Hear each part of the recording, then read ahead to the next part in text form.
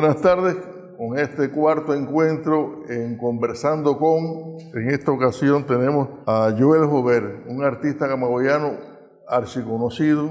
Por lo tanto, pensamos que es una tarde de lujo estar con él y que ustedes van a disfrutar mucho. Siempre que hemos conversado, percibo todo el bagaje ese que existe en una persona que ha leído mucho. Eso tiene que de alguna forma, pienso yo, reflejarse por supuesto en lo que haces. Puedes decirnos, comparte con nosotros cómo funcionan estas cosas en ti. Pero no había televisión ni nada de eso, y eso. Yo creo que por eso me aficioné tanto a la lectura. O sea, además yo siempre fui un niño retraído, aunque la gente ahora piense todo lo contrario. Yo siempre fui un niño bastante retraído, o sea, bastante metido en mí mismo, ¿no? Tímido. Y entonces pues, la lectura era lo perfecto. O sea, yo empecé, en cuanto ya supe leer, con los muñequitos, ¿no? Con los cómics. Y ya luego que fue pasando el tiempo, pues entonces las novelas estas de caballería y las novelas de aventura, Emilio Salgari, Julio Verne, todas esas cosas esas novelas y los muñequitos también, yo me doy cuenta que eso empieza a desarrollar en ti una cosa de fantasía, o sea, empiezas a creértelo todo, ¿no? Y que todo es posible, y fantasía y todas esas cosas. A rearmar un mundo a partir de eso. Sí, y construirte un mundo para ti, ¿no? Un mundo para ti con todos estos personajes y todas estas cosas. Después de la etapa esta ya de la primera adolescencia, digamos, entonces ya estaba aquí de moda todo lo que era el cine soviético. Y entonces yo me leí todo lo que pude de todas esas novelas de realismo socialista, ¿no? Entonces estaba Así se templó el acero, La madre de Máximo Gorki, Chapáez, La carretera de Voloscolán, El pueblo es inmortal, Somos hombres soviéticos, El don apacible. Pero o sea, el cambio en mí viene primero con la entrada a la escuela de arte. O sea, cuando yo entro a la escuela de arte con 14 años, en el 67, descubrí autores que ni hubiera podido imaginar que existían. Y yo recuerdo, por ejemplo, que con 15 años yo me leí El astillero de Juan Carlos Onetti, que es una novela difícil. Claro, yo no creo que yo la haya entendido completamente, pero eso yo estaba para la lectura, y entonces los maestros se acercaban a ti y yo, óyeme, pero muchacho, que esto, que lo otro. Después, después, bueno, fui a estudiar a La Habana. La escuela de arte lo que tuve fue en 2 años. Fui a estudiar a La Habana 1 año. Y cuando yo regreso en el año 71, o sea, en enero del 71, a Nuevita, obviamente el refugio tenía que ser la biblioteca municipal, que yo anteriormente había ido mucho a la biblioteca para buscar otro tipo de libros. Y empecé a leerme los libros por el orden del estante. Pero tuve una suerte. Cuando yo, la biblioteca de Nuevita estaba tan bien surtida. Ahí estaban todos los premios de la Seis Barral, ahí estaba todo. Buscando libros en el estante, veo un libro que tiene una carátula que es como la Plaza Roja, pero media pop, ¿no? Y empiezo a leer ese libro y me quedé loco. Y ese libro era El maestro y Margarita de Bulgaco. Tremenda novela. Yo tuve la suerte de poder leer eso, de verdad. Yo, por ejemplo, había esa de mente de Natalia Serró, una francesa. Ella tiene un libro que se llama Tropismo, que se publicó aquí en Cuba, por Cocuyo, se publicó después aquí en Cuba. Y Tropismo, y yo hice una serie grandísima de tropismo, ¿no? Con la idea de tropismo. Eso no tiene ni pie ni cabeza, quiero decir, eso no empieza ni termina el libro. Eso son como impresiones, pero no figurativas, sino muy raras, ¿no? Y así. O sea, que esa fue una de las formas en que esas cosas que leíste. De todas formas, eso siempre forma un trasfondo, un asiento, un bagaje, que de todas formas sale el resto de tus días en todo lo que hagas. Pero bueno, esto es un ejemplo de algo que ha salido directamente en la serie esa. Pues yo, por ejemplo, me afilié completamente al existencialismo, con Sartre, con Martin Buber, con Kierkegaard, con con el Dios mío tutelar, que es Camus, ¿no? Albert Camus, el Dios mío tutelar. Y eso como que me mordió la forma de pensar, yo siempre lo digo, y la forma de enfrentar la vida, ¿no? O sea, a veces yo doy la sensación de que soy primero un descreído y un tipo que lo tira todo a relajo y a ironía. Y he tenido algunos tropiezos con gente porque le he preguntado algo en serio y la persona pensaba que ha sido irónicamente, ¿no? Pero es que eso me ha servido a mí para capear la vida, ¿vale? Para conducirte. Para sobrevivir. Para sobrevivir. Yo me considero, de la generación mía, yo me considero un sobreviviente. Ven acá y comparte con nosotros un título que recuerdes así, que tú disfrutaste mucho. Un libro que yo incluso disfrutaba todo. Has leído muchísimo. Pero No, mira, hay un libro que a mí me fascina, de un escritor español que se llama Ramón Sender. La más importante que se publicó aquí fue Las Crónicas del Alba.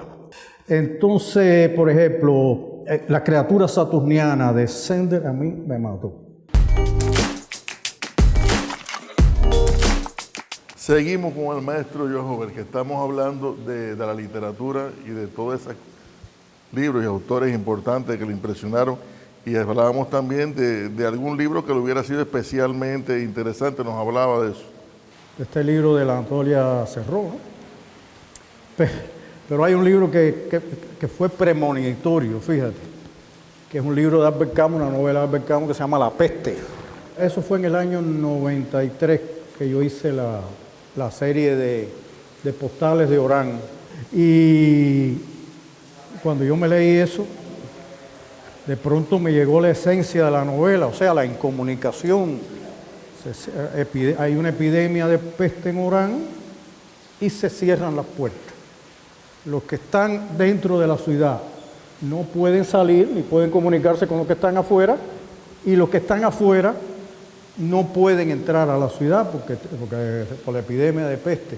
Y yo de pronto vi, año 93, yo vi un filón ahí para hablar de cosas más actuales de la sociedad y todas esas cosas. Y eso realmente fue importante. Mira, después, tantos años después, hubo una epidemia, una peste, porque en esencia eso fue una peste también, ¿no?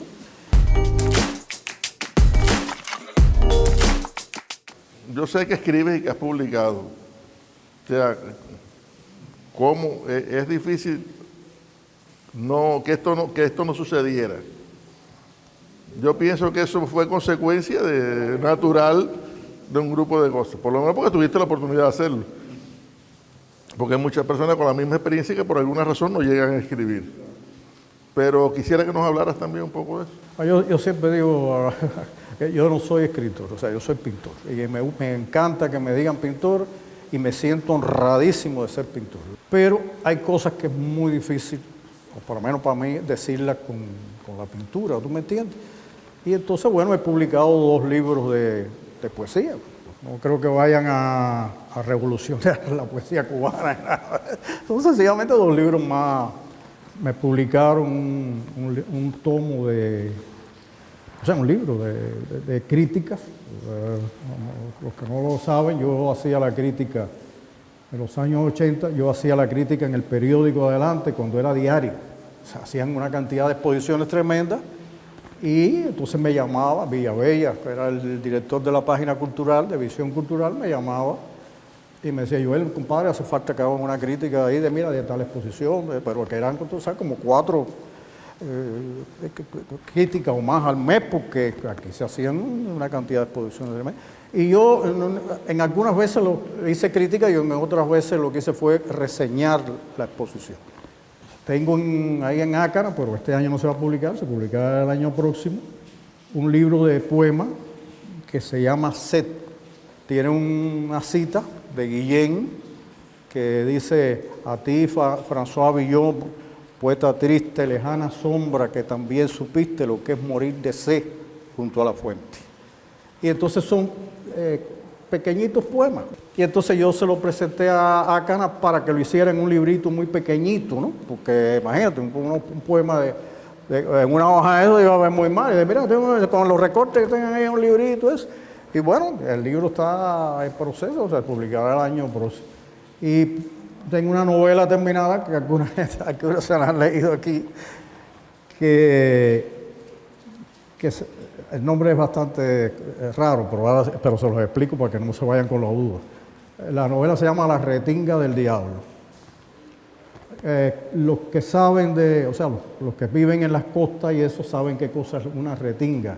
Una retinga son unas pequeñas bahitas o ensenadas donde los pescadores, cuando le coge un mal tiempo, se meten ahí, esperar el mal tiempo y después salen. Eso es una retinga. Pero también hace alusión a un prostíbulo muy famoso que había en Nuevita que se llamaba La retinga del diablo. Me divertí mucho y de verdad que ya la escribí, pero no es una cosa de la que que pretendería dedicarme en mi vida. No, a mí la pintura me absorbe todo el tiempo. Bueno, pues vamos a seguir hablando de pintura porque quisiera que habláramos de alguna serie de las que has trabajado en los últimos años. Los últimos años son unos cuantos años. Entonces, sí. Pero bueno, pudiéramos hablar de la serie que a mí me gustó mucho, por cierto, de Vírgenes y Madonna. Pudiéramos hablar de esa serie, si estás de acuerdo. Virgen y Madonna se puso aquí, en la Galería Alejo Carpentier, y después se puso en Nueva York con otro título. En Nueva York se puso con Claroscuro, se llamó. Cuando pienso en esa exposición es la versión light de la primera exposición que yo hice, que se llamaba Versiones y Diversiones. Es como la versión más suave. Light es una palabra rara. Más suave. O sea, ahí hay un dibujo más controlado. A mí me gustó, está distinta. Yo cada serie que he hecho la he disfrutado. Algunas han tenido una serie que yo disfruté mucho, pero que me dejó como que para no hacer más nunca nada en la vida, fue el arte de reciclar el arte. Tuve un año trabajando en eso. ¿Que se inauguró aquí? Sí. Y yo creo que yo lo he dicho, lo he explicado, que esa serie, porque es interesante, esa serie nació en el medio de un pasillo del Louvre. Nació esa serie. Los museos, los grandes museos, tienen una cosa, cuando tú vas a un museo de eso, la primera sensación, o lo primero que te llega a ti, es que, ¿para qué voy a seguir pintando? Si aquí está todo, ya todo se ha hecho, y se ha hecho mejor de lo que yo lo hago. Pero yo estaba ahí caminando, y lo primero que me llamó la atención, aparte de las obras, era lo populares que eran esas obras. Esas obras, la gente va al Louvre así, y eso está lleno. Y venía a hablarte de la Mona Lisa, que la cola es de aquí a Hong Kong. Pero, por ejemplo, en el cubículo donde está la Mona Lisa, ¿no? Ella está sola aquí en una pared ahí con un mostrador adelante, pero enfrente hay un gran cuadro, ¿no? Un cuadro inmenso. Y entonces como una gente comiendo, como un banquete, no es la última cena, ¿no? Es como un banquete y una cosa así, ¿no? Y entonces de pronto yo estoy mirando ese cuadro, ¿no? Porque esperando la cola para verla por un segundo la Mona Lisa, no te dejan estar mucho tiempo. Y yo decía, caballero, qué cantidad de información dan estos cuadros. O sea, cómo se vestían, la calidad de la tela que se vestían, cómo eran las cosas para tomar, para comer, esto, lo otro. Me acuerdo que hay un personaje que está en primer plano, ¿no? Como sirviendo algo, y se le ve la planta del pie y está sucia. La planta del pie está sucia porque, claro, estaba sirviendo. Y los perros que andan, porque esta gente cuando comían lo que es, y tiraban a los perros la comida. Y entonces esas dos ideas, a partir de ese momento, esas dos ideas me fueron dando vueltas en la cabeza y vueltas en la cabeza. ¿Cómo yo podría hacer? Qué interesante sería, ya recuperado del masazo de los clásicos, ya recuperado, ya salí, tú sabes, arriba, y ya lo que quería era venir para acá y ponerme a trabajar. Que nos dijera una anécdota de tu vida como artista que esté relacionada con esto, con estas vivencias, con estas cosas que te ha tocado ver y oír? Esto es un largo y tortuoso camino. Tú sabes, a estas alturas del juego, uno ve millones de cosas buenas y cosas malas, ¿no? O sea, yo vivía en Tarafa, ¿no? Un pueblecito, Tarafa. Y ahí en mi casa pintaba y esas cosas. Pasó un tiempo, fui al servicio militar y cuando regresé del servicio militar hice la exposición de versiones y diversiones aquí en el museo. Que ahora que lo pienso, realmente fue una delicadeza de las personas en ese momento que trabajaban en el museo, permitirme a mí exponer en la sala esa, que era una sala bellísima, la transitoria del museo, más con una pintura que a nadie le gustaba.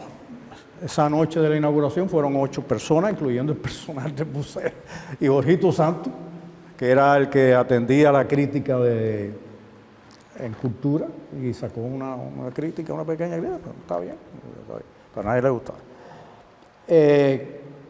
Pero para que tú veas cómo son las cosas, fue una visita importantísima allá nuevita, porque estaban haciendo una reunión de diseño industrial, pues como esa es la ciudad industrial, pues fue todo el mundo de La Habana, arquitectos, tarecos, cosas, directivos de la cultura, bueno, todo el mundo, eran como 3 guaguas. Y entonces el director de cultura, yo no le era grato para nada, y menos la pintura que hacía. Él estaba convencido que el pintor eran los otros. Pero el tipo de pronto estaba vacía la galería de la Casa de la Cultura, y el tipo me dice, oye, hace falta que ponga la exposición esa que pusiste en Camagüey, que esto con lo otro. Y yo dije, bueno, está bien. Y le cuelgo aquellos cuadros horribles, blanco y negro, y con una figuración de esas. Pero yo no sabía las personas que iban. Y las personas llegan a la Casa de la Cultura y de pronto veo que empieza a bajarse toda la batería importante de las artes plásticas de La Habana, y entre eso, el crítico del momento eso, que era Gerardo Mosquera. Y yo lo primero que hice fue salir corriendo y cerré la puerta. Y no, esta gente no va a ver esto, ¿qué va? No. Y entonces una amiga, una amiga, se lo voy a agradecer toda la vida, me hice como el guajiro, cogí y cerré y me fui, y ella fue a buscarme, yo casi arrastrando, y yo, ven, no seas bobo, ven. Y abre eso, y cuando Mosquera vio eso, el tipo llega y se alucina. Yo ahora con el tiempo digo, yo creo que yo lo he dicho varias veces, yo no estaba preparado para ese tipo de crítica. Pues el tipo decía que estos cuadros podían estar perfectamente en Varsovia, en no sé dónde, en Dinamarca. Que eso era una exposición para estar fuera, no en ese lugar. Inmediatamente me invitaron a ir a exponer, ¿no? Eso hay que verlo en La Habana, porque hay que acordarse que en ese momento, estamos hablando, esa exposición se hizo, yo la pinté en el 79, pues la puse en el 80. En ese momento había una corriente que estaba muy en boga con toda esta gente de arte calle, pure eso, que era el bastante o la mala pintura. Pero yo eso no estaba al tanto mucho de ese asunto, ¿tú me entiendes? Yo hice unos guacales, si eso se le puede llamar guacales, que era con pedazos de cartón de caja, pedazos de otro cartón, esto, lo otro, amarrado con soga, bueno, una cosa típicamente de municipio, tú sabes. Un macuto, exacto. Y lo mando por expreso. Y un día, en mi casa lo que había un radio, y yo era aficionado al radio. Con radio, está puesto ahí las noticias, con Radio Progreso, las culturales, y resulta, no, esta noche se inaugura en la Galería Amelia Pelay del Parque Lenin la exposición de el pintor camagüeyano. Y yo le dije, el único problema es que yo estaba oyéndolo en la casa. Empieza pero ¿qué pasó con la exposición? ¿Por qué no llegó? ¿Qué esto, qué lo otro? Y no sé. Y cuando empezamos a averiguar, resulta que la casilla donde estaba la exposición la habían puesto en un chucho y se habían olvidado de ella. Después de mucho buscar, encuentro la exposición va a La Habana. Ellos, por supuesto que no hicieron la exposición, no me pregunten por qué. Y lo que sí me devolvieron, la exposición en un guacal excelente, que yo lo cogí después para poner libros y esas cosas. Y después cuando voy a La Habana y veo a Mosquera, ahí quedó una amistad para siempre. Él me dijo una frase que yo en ese momento me dio el catálogo de la exposición, yo lo conservo. Me dijo, Joel, no te preocupes que las aguas cogerán su nivel. Hace un tiempo, al Fondo de Bienes Culturales de Camagüey, a lo cual le agradezco mucho la iniciativa, decidió que me hicieran un libro, un libro. A mí la idea no me gustó para nada, porque ¿por qué a mí y por qué a los otros no? Eso no tiene sentido, o sea, no, pero bueno. Y entonces vino una señora de La Habana, una editora que es premio de edición, y la señora que de la editorial. Y entonces yo le dije una frase. Le digo, mire, usted está viendo, yo estoy de acuerdo con todo esto, pero yo le voy a decir una cosa. Como decía Antonio Machado, esta segunda inocencia que da en no creer en nada, Entonces, si uno acoge las cosas así, y yo siempre le he cogido de esa manera, y a lo mejor la gente puede decir, bueno, un escéptico. Bueno, sí, está bien, ¿y qué? Eso sí, la palabra existe, el concepto existe, o sea, no hay por qué huir. Sí, a mí no me mellan las cosas, o sea, sencillamente salió mal. Hay una teoría que manejan unas personas, unos pensadores, bueno, hay un español, yo me entero por español, que se llama el síndrome del impostor. Se llama el síndrome del impostor. ¿Qué cosa es el síndrome del impostor? Eso que sentimos todos los artistas cuando, por ejemplo, le hacemos una exposición y la gente nos dice, oh, padre, qué cosa más buena, esto, lo otro, y tú dirás, ese soy yo. Realmente la obra mía tiene ese valor. ¿Por qué la gente habla así de eso si a lo mejor ni entiende lo que yo hago? El síndrome del impostor. Y yo siempre ando con el síndrome del impostor para arriba y para abajo. O sea, bueno, al final ese es el mecanismo de defensa que encontraste para sobrevivir. Con mi socio Camus me lo enseñó, o sea, toda la cosa del existencialismo. Todo viene por ahí.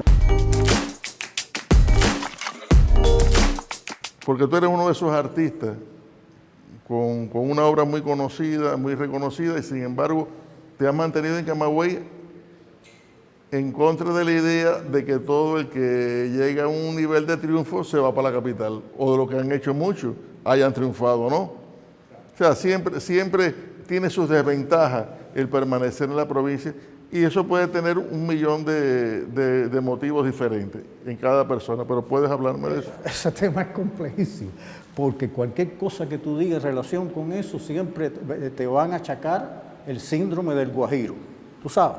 El guajiro que piensa que lo maltratan y todo eso. No, mira, los griegos, esta es mi opinión, los griegos que se la sabían todas, porque toda la cultura nuestra está, la base es la base de los griegos. Ellos tenían una idea sobre la oportunidad.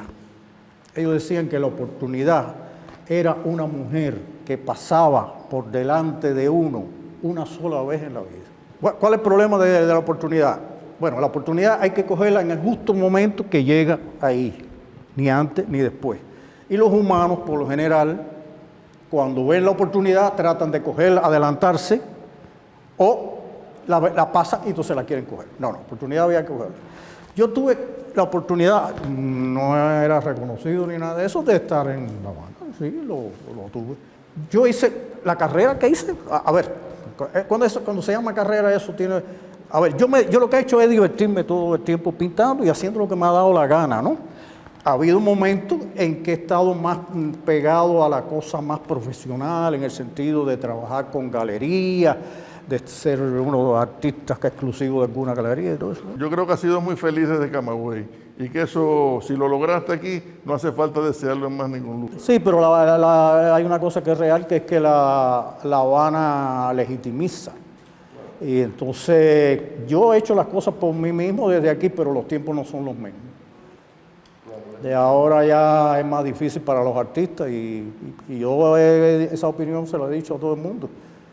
Atiendan a los artistas jóvenes, que ahora sí la cosa está dura, de verdad.